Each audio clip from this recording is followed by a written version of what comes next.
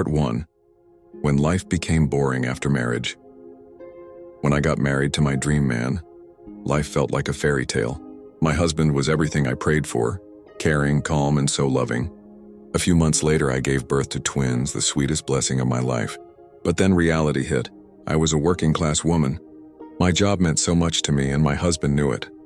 He begged me to take time off to care for the babies, and I agreed because I loved my family. At first, it felt nice, bonding with the twins, being home. But as days turned into months, life became boring. No adult conversations, no career challenges, just diapers and feeding bottles. I started feeling trapped. I loved my kids, but I missed my job. One night, I told my husband, "King, I can't do this anymore. I need to go back to work." He held my hands and nodded.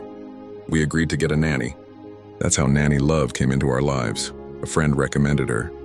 At first, we were scared. Letting someone new take care of our babies felt like a huge risk.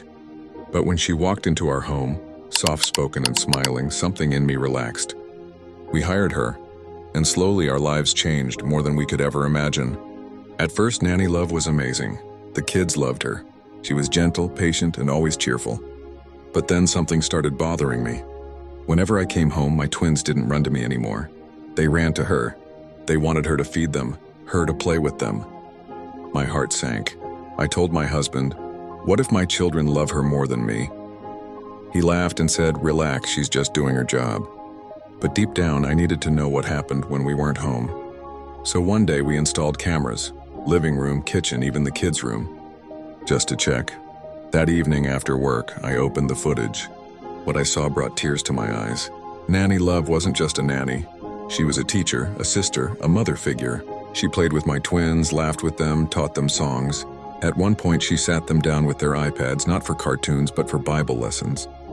She sang gospel songs with them, and they danced together, their little voices shouting praises. I kept watching, tears rolling down my cheeks. At night, while we were asleep, she tiptoed into their room to take them to pee and tucked them back in bed. Then she laid her hands on their heads and prayed for them. In one clip, she knelt down and the twins knelt beside her. They prayed together. I stared at the screen in shock. This wasn't just a nanny. This was someone who loved my kids like her own. But there was more that made my heart race. To be continued.